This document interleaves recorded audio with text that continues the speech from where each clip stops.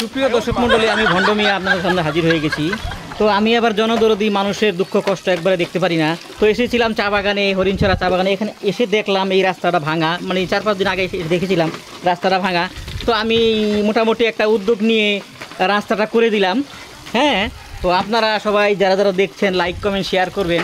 তবে যাই হোক, এই আমার মিস্ত্রির কাছে জিজ্ঞেস করবো, এই সিমেন্ট কয় বস্তা লেগেছে? সিমেন্ট 8 বস্তা। হ্যাঁ, আর ইট লাগছে কয়টা? ইট 800।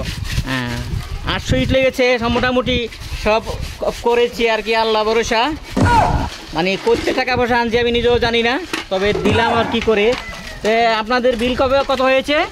কাজের বিল প্রায় 7,000 টাকা। 7,000 টাকা।